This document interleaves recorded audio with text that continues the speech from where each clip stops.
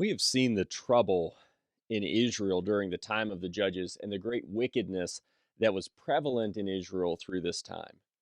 This even impacted Samuel's sons, who Samuel had appointed as judges over Israel. Remember back in 1 Samuel 8, verses 1 through 3. However, what we found in that particular text was his sons were evil. They were dishonest, with taking dishonest profit, took bribes, perverted justice. And this helped influence the elders of Israel to demand that a king be placed over them in verses 4 and 5 of 1 Samuel chapter 8. They wanted a king to judge them at the same as all the other nations have. And of course, the people would not listen to what Samuel tried to tell them. Instead, they demanded that they would have a king. And so this brings us now into the fourth part of the Bible story that we can call the United Kingdom. And so as we enter into this story, this part of the Bible story, what we find is that Saul is appointed as king, and he has some successes as we continue through the reading in 1 Samuel chapter 9. In 1 Samuel chapter 9, we're introduced to a Benjaminite man named Kish, and he had an impressive son named Saul. And we see him in verse 2, how he's described as being an impressive young man. There was no one more impressive among the Israelites than he. He stood a head taller than anyone else. In fact, what we find is that then when Kish's donkeys wandered off, that we see Saul being sent to find them. And after not finding them, they found Samuel to get some direction. And before Saul's arrival, though, that we see that God had informed Samuel that Saul was to be anointed king in chapter 9, verses 15 through 17. Now, the day before Saul's arrival, the Lord had informed Samuel, "At this time tomorrow I will send you a man from the land of Benjamin. Anoint him ruler over my people Israel. He will save them from the Philistines, because I have seen the affliction of my people, for their cry has come to me." When Samuel saw Saul, the Lord told him, "Here is the man I told you about. He will govern my people." And so, of course, now we see that Saul's going to be the one who's going to be king over the people. And in fact, he was anointed. In chapter 10, Samuel, in verse 1, took the flask of oil, poured it out on Saul's head, kissed him, and said, "Hasn't the Lord anointed you ruler over his inheritance?" Samuel then proceeded to give Saul some signs that would demonstrate God had chosen him, including that he would prophesy in chapter 10, verses 2 through 8. Well, after this, then, we see that Samuel summoned the Israelite at Mizpah, and Saul was chosen as king among them in chapter 10, verses 17 through 21. Samuel summoned the people to the Lord at Mizpah and said to the Israelites, "This is what the Lord, the God of Israel, says. I brought Israel out of Egypt, and I rescued you from the power of the Egyptians and all the kingdoms that were oppressing you. But today you have rejected your God, who saves you from all your troubles and afflictions. You said to him, 'You must set a king over us.' Now, therefore, present yourselves before the Lord by your tribes and clans." Samuel had all the tribes of Israel come forward, and the tribe of Benjamin was selected. Then he had the tribe of Benjamin come forward by its clans, and the Matrite clan was selected. Finally, Saul, son of Kish, was selected. But when they searched for him, they could not find him. So we see God again. It's not his plan. It's not his desire that they had wanted this king over them. In fact, he sees it as rejection of him, as we saw in the previous study. But here you have it. God's giving them the king that they desired, and Saul had been selected from among them. And so we see that happening here. Saul was an impressive looking individual, certainly would have fit the picture of a king from just a physical standpoint as they find Saul and he stands among the people, but he stood out. He stood a head taller than anyone else. And Samuel said to all the people, "Do you see the one the Lord has chosen? There is no one like him among the entire population." And all the people shouted, "Long live the king." But we do find at this point that some rejected him. In verses 26 and 27, we can see that some went with Saul, but there were some wicked men who said, "How can this guy save us?" And they despised him and did not bring him a gift. But Saul said nothing. Later, what we can find is that Saul then delivered the people in Jabesh Gilead from the Ammonites. And so we see Saul having some kind of immediate successes during his reign as king. But remember, this is all still very new in Israel. No palace, there's nothing really set up as formal as it's going to be later in the time of the kingdom. But what we see is that Saul did have some successes. In chapter 11, verse 11, we see the next day Saul organized the troops into 3 divisions. During the morning watch, they invaded the Ammonite camp and slaughtered them until the heat of the day. There were survivors, but they were so scattered that no 2 of them were left together. And then what we see is after this, Saul then was confirmed as king and he became more fully accepted. Remember, there were some who had rejected him, but now he's more fully accepted in chapter 11, verses 12 through 15. It says, "Afterward, the people said to Samuel, 'Who said that Saul should not reign over us? Give us those men so we can kill them.' But Saul ordered, 'No one will be executed this day, for today the Lord has provided deliverance in Israel.' Then Samuel said to the people, 'Come, let's go to Gilgal so we can renew the kingship there.' So all the people went to Gilgal, and there in the Lord's presence they made Saul king. There they sacrificed fellowship offerings in the Lord's presence, and Saul and all the men of Israel rejoiced greatly." So Saul is more widely accepted now at this point. But Samuel then reminded Israel that if they and the king would obey God, it would go well for them. But disobedience would result in consequences. And we see that cycle, that same warning several times throughout the scriptures, throughout this story. We've seen it many times. We go over to chapter 12 now and look at verses 13 through 15. "Now here is the king you've chosen, the one you've requested. Look, this is the king the Lord has placed over you. If you fear the Lord, worship and obey him, and if you don't rebel against the Lord's command, then both you and the king who reigns over you will follow the Lord your God. However, if you disobey the Lord and rebel against his command, the Lord's hand will be against you as it was against your ancestors." So the same basic warning, now that you've got this king, it hasn't changed. You still must obey God. And if you do that, it will go well. And if you don't, it won't. Furthermore, we see that despite God giving Israel a king as they demanded, Samuel reminded Israel how their demand amounted to rebellion against God. And God sent a sign to cause the people to fear in chapter 16, or in chapter 12, verses 16 through 18. "Now, therefore, present yourselves and see this great thing that the Lord will do before your eyes.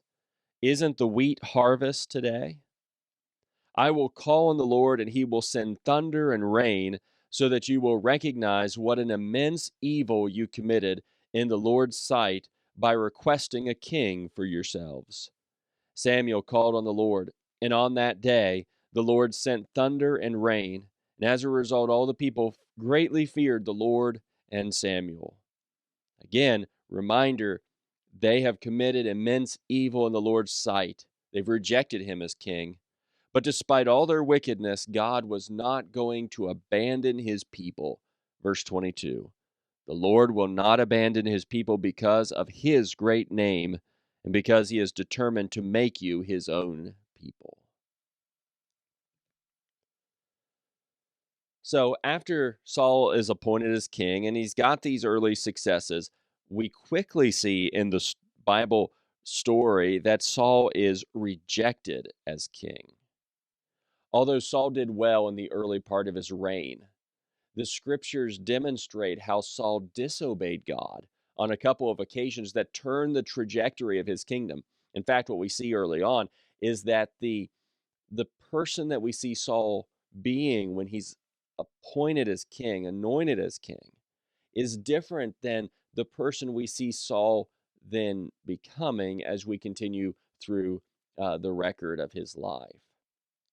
First, while the Philistines were gathered to fight against Israel and Saul took it upon himself to offer sacrifices to seek the Lord's favor. He was afraid as the Philistines were gathered around them. And you can read 1 Samuel 13, verses 5 through 12. We're just going to look at verses 8 through 12. It says he, that Saul, waited 7 days for the appointed time that Samuel had set. But Samuel didn't come to Gilgal, and the troops were deserting him. So Saul said, bring me the burnt offering and the fellowship offerings. Then he offered the burnt offering. Just as he finished offering the burnt offering, Samuel arrived. So Saul went out to greet him. And Samuel asked, what have you done? Saul answered, when I saw that the troops were deserting me and you didn't come within the appointed days, and the Philistines were gathering at Michmash, I thought the Philistines will now descend on me at Gilgal, and I haven't sought the Lord's favor, so I forced myself to offer the burnt offering. But yet what we find is that this act resulted then in consequence. This was contrary to the command of the Lord, and this resulted in the kingly line over Israel being ripped away from Saul's family. Look at verse 13. Samuel said to Saul, you have been foolish. You have not kept the command the Lord your God gave you. It was at this time that the Lord would have permanently established your reign over Israel, but now your reign will not endure. And in fact, what we find is that God had found a man after his own heart to reign over his people, as verse 14 describes. The Lord has found a man after his own heart, and the Lord has appointed him as ruler over his people, because you have not done what the Lord commanded. So again, this could have been a great time, a great moment, and that this kingly line would have been established through Saul. But now it's not going to be. God's found another.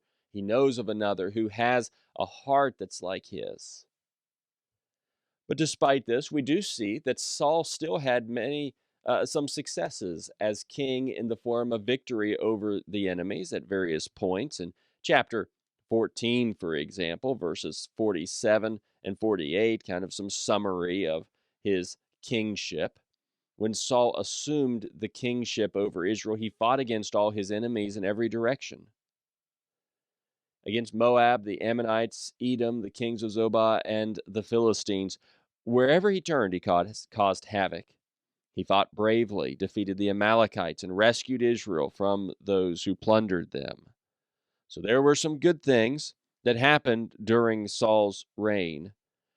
However, after this first event that transpired that resulted in these consequences, we also see that second, whenever God told Saul to destroy the Amalekites and all they had, in chapter 15, verses 1 through 3, this is what God had instructed very clearly that Saul was to do through Samuel, that he and his people were to utterly, completely destroy the Amalekites and everything they have. And he points out in verses 1 through 3, particularly in verse 2, regarding what the Amalekites did to the Israelites when they were coming up out of Egypt. If you remember back all the way into Exodus chapter 17, and you can read verses 8 through 16. So now God's bringing consequences on them, and Saul is to utterly wipe them out. But yet, what we find happening is that Saul and the troops kept the king, kept King Agag alive, and spared the best of everything else. You go down to verses 7 through 9. Then Saul struck the Amalekites from Havilah all the way to Shur, which is next to Egypt. He captured King Agag of Amalek alive, but he completely destroyed all the rest of the people with the sword. Saul and the troops spared Agag and the best of the sheep, goats, cattle, and choice animals, as well as the young rams and the best of everything else. They were not willing to destroy them, but they did destroy all the worthless and unwanted things. So we recognize he did not obey God. But yet, when Samuel confronted Saul, Saul claimed that he did obey God. In fact, kind of seems proud of himself as you read through the text, and said that they spared these that were spared for the purpose of offering sacrifices to God in verses 10 through 21.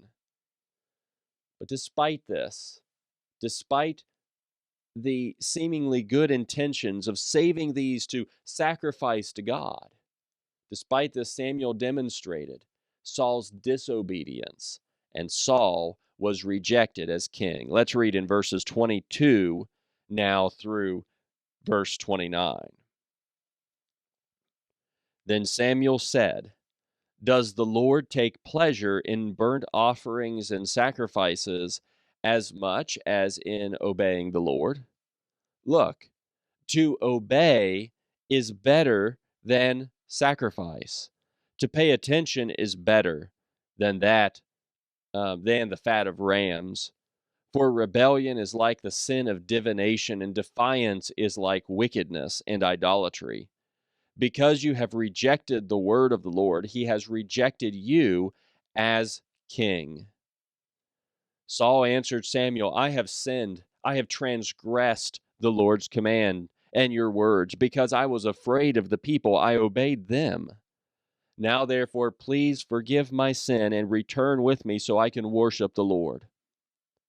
Samuel replied to Saul, "I will not return with you. Because you rejected the word of the Lord has rejected you from being king over Israel." When Samuel turned to go, Saul grabbed the corner of his robe and it tore. Samuel said to him, "The Lord has torn the kingship of Israel away from you today and given it to your neighbor who is better than you. Furthermore, the Eternal One of Israel does not lie or change his mind, for he is not a man who changes his mind." So Saul's punished here. It's not that he's going to cease to be king, because we're going to see that he's king up until the point of his death, but the kingly line was ripped away from his descendants. It's not going to pass to Saul's son Jonathan, for example, but instead it's going to be given to another. Which leads us to the next point as we continue to look through some of these things that we've been noticing in the Bible story. That next, what we find is that David is anointed as king, and David has many successes. So after the rejection of Saul, we see that Samuel was sent to Bethlehem to anoint a son of Jesse to be king. Chapter 16, verse 1. The Lord said to Samuel, "How long are you going to mourn for Saul, since I have rejected him as king over Israel? Fill your horn with oil and go. I am sending you to Jesse of Bethlehem, because I have selected for myself a king from his sons." Well, what we find is that this man has several sons, and the youngest son of Jesse, a shepherd, was the one who was chosen and anointed to be the next king. After all the other sons of Jesse had come before him, we see that it's David who is the one who is anointed. Verse 10 through 13. After Jesse presented 7 of his sons to him, Samuel told Jesse, "The Lord hasn't chosen any of these." Samuel asked him, "Are these all the sons you have?" "They're still the youngest," he answered, "but right now he's tending the sheep." Samuel told Jesse, "Send for him. We won't sit down to eat until he gets here." So Jesse sent for him. He had beautiful eyes and a healthy, handsome appearance. Then the Lord said, "Anoint him, for he is the one." So Samuel took the horn of oil and anointed him in the presence of his brothers. And the Spirit of the Lord came powerfully on David from that day forward. And then Samuel set out and went to Ramah. So we can see that David's now the one who has been chosen. He's the one who's been anointed. He's going to be the next king. So now we've got this interesting dynamic that happens in this piece of the story. That we've got Saul, who is king but has been rejected. And we've got David, who has been anointed as king, and he's next in line. As the Spirit of the Lord left Saul, and he would be tormented in his spirit, someone was sought to soothe Saul by playing the lyre, a stringed instrument. Chapter 16, verses 14 through 16, we see how Saul would be tormented. And Saul sought out for this one who could play the lyre. And then whenever this would be played, he would feel better. Verses 14 through 16. What we find is that David was the one who was chosen, and David gained favor in Saul's sight. Verses 21 through 23. When David came to Saul and entered his service, Saul loved him very much, and David became his armor bearer. Then Saul sent word to Jesse, "Let David remain in my servant, for he has found favor with me." Whenever the Spirit from God came on Saul, David would pick up his lyre and play, and Saul would then be relieved, feel better, and the evil spirit would leave him. And so we see, again, how Saul has fallen. We also see how David is gaining favor. In chapter 17, we see David as the only one in Israel who is willing to fight, that he's got enough faith in God to fight the Philistine giant named Goliath. Chapter 17, verses 45 through 47, you can see a glimpse into David's faith as he approaches the Philistine giant. David said to the Philistine, "You come against me with a sword, spear, and javelin, but I come against you in the name of the Lord of armies, the God of the ranks of Israel. You have defied him. Today the Lord will hand you over to me. Today I'll strike you down, remove your head, and give the corpses of the Philistine camp to the birds of the sky and the wild creatures of the earth. Then all the world will know that Israel has a God, and this whole assembly will know that it is not by sword or by spear that the Lord saves, for the battle is the Lord's. He will hand you over to us."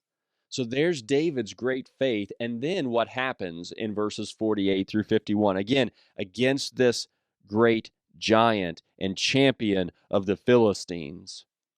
Then when the Philistines started forward to attack him, David ran quickly to the battle line to meet the Philistine. David put his hand in the bag, took out a stone, slung it, and hit the Philistine on his forehead. The stone sank into his forehead, and he fell face down to the ground. David defeated the Philistine with a sling and a stone. David overpowered the Philistine and killed him without having a sword. David ran and stood over him. He grabbed the Philistine's sword, pulled it from its sheath, and used it to kill him. Then he cut off his head. When the Philistines saw that their hero was dead, they fled. So we see David now defeating the giant, providing this victory through God over the giant, and then delivering the Philistines. as they run and pursue the Philistines, um, as the Philistines then flee when their champion had fallen. Then what we see is that David was then promoted to being a commander and was successful in everything that Saul sent him to do. Chapter 18, verses 5 through 7. David marched out with the army and was successful in everything Saul sent him to do. Saul put him in command of the fighting men, which pleased all the people and Saul's servants as well. In fact, he was so successful that it even drew comparisons to King Saul, as we see in verses 6 and 7. As the troops were coming back, when David was returning from killing the Philistine, the women came out from all the cities of Israel to meet King Saul, singing and dancing with tambourines and shouts of joy and with three-stringed instruments. As they danced, the women sang, "Saul has killed his thousands, but David his tens of thousands." You can see the comparisons that are being drawn. And because these were unfavorable to Saul, Saul was furious and resentful and jealous toward David in verses 8 and 9. Saul was furious and resented this song. "They credited tens of thousands to David," he complained, "but they only credited me with thousands. What more can he have but the kingdom?" So Saul watched David jealously from that day forward. Well, then this continues, and what we find then is Saul tries to kill David. When David played the lyre on one occasion, Saul threw a spear at him and attempted to kill David. Verses 10 through 12. We see that this spirit had come on Saul and he began to rave inside the palace, and David was playing as usual, but Saul was holding a spear and he threw it, thinking, "I'll pin David to the wall." But David got away from him twice. Saul was afraid of David because the Lord was with David, but had left Saul. Chapter 18, verses 10 through 12. After this, we see that Saul conspired in various ways to have David killed. You can see, for example, in chapter 18, verses 13 through 17, he wants the Philistines to kill David. In fact, even Saul giving his daughter Michal to David was in part a trap so that the Philistines will be able to defeat him, as there's a condition for marrying his daughter, the price of 100 Philistine foreskins. And Saul actually intended to cause David's death at the hands of the Philistines, it says there in chapter 18, verses 20 and 21 and 25. Yet God was with David, and Saul's daughter Michal loved David, which led Saul to be even more afraid of David and to be David's enemy. Chapter 18, verses 26 through 30 describes. This then led Saul to giving orders to kill David, though Jonathan would not comply in chapter 19, verses 1 through 3. David then escaped other assassination attempts made by Saul in chapter 19, verses 9 and 10, that we again see Saul and David playing the lyre, and Saul tried to pin David to the wall with a spear, but yet David eluded Saul, ran away, and escaped that night. And then we see Saul sending agents in verses 11 to 13 to David's house to watch for him so that he would be killed in the morning. But yet Michal helps David to escape. And what we find is that David then flees from Saul in verse 18. David fled and escaped and went to Samuel at Ramah and told him everything Saul had done to him. And so we see now David fleeing from Saul. But yet Saul continued obsessing over David and set out to find him any opportunity he could so that he could be killed, mounting even more sins against God and paranoia over disloyalty to him and his kingdom. His kingdom's slipping away and he knows it. And through it all, God was with David, even while he was on the run. In fact, even to the point that David we see sparing Saul's life. In 2 Samuel chapter 24, and we see in verses 3 through 4 that he was able to cut off a piece of Saul's robe and then present it to Saul as having spared him. And what we find is that David was unwilling to take the life of the Lord's anointed. And so now, after David spares Saul's life in chapter 24, verses 20 through 22, Saul says, "Now I know for certain you will be king, and the kingdom of Israel will be established in your hand. Therefore swear to me by the Lord that you will not cut off my descendants or wipe out my name from my father's family." So David swore to Saul. Then Saul went back home, and David and his men went up to the stronghold. So David had actually, on the run as he's trying to escape from Saul, we see him hiding in being in various places, that we actually see David's the one who spares Saul's life. But next, let me mention a few things concerning the Psalms. David is the author of many of the Psalms, and therefore these are distributed heavily throughout the story of David's life. Some of them are more easily assigned an appropriate chronological place in the Bible story than others. But regardless, as you read through the book of Psalms, and you even see Psalms as he's on the run and such, I want you to carefully consider the purpose of each psalm and what the author may have been experiencing at that time that provoked such a prayer to God.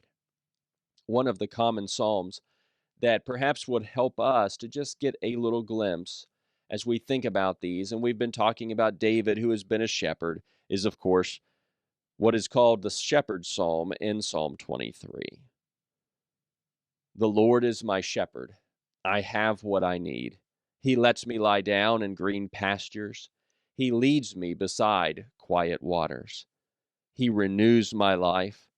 He leads me along the right paths for his name's sake. Even when I go through the darkest valley, I fear no danger, for you are with me. Your rod and your staff, they comfort me. You prepare a table before me in the presence of my enemies. You anoint my head with oil. My cup overflows. Only goodness and faithful love will pursue me all the days of my life, and I will dwell in the house of the Lord as long as I live.